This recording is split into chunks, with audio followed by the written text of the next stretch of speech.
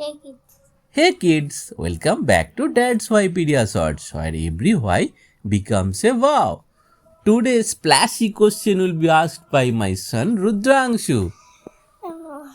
কেন হচ্ছে একটা পাথর জলে ফেলে কেন উঠে আসে? Okay, so question is why does water jumps up when we throw a stone into it? Let's understand. Step 1. Water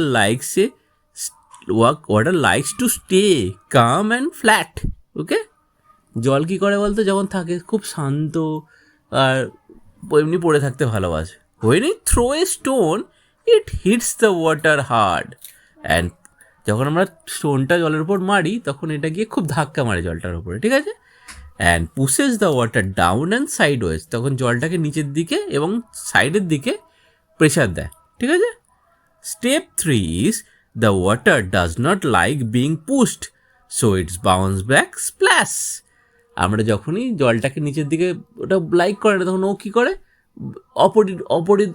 মানে উপরের দিকে আবার ওটা প্রেশারটা দেয়, তার ফলে জলটা বেরিয়ে আসে, স্প্ল্যাশ হয়, ঠিক আছে? Quick science fact, this happens because of force and movement. The stone gives a push and the water moves out of the way, then jumps back. So kids, water is not really jumping for fun.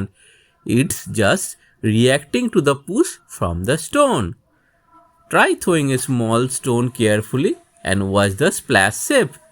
Science is hiding in every splash. বুঝতে পেরেছো? যদি তুমি ছোট পাথর ছোড়ো তাহলে অন্যরকম splash হবে, যদি বড় পাথর ছোড়ো অনেক বড় পাথর হবে, তাহলে পুরোটাই একটা এক্সপেরিমেন্ট। ওকে বাবা, keep asking why, keep exploring, and I will see you in the next Dad's Wikipedia Shorts.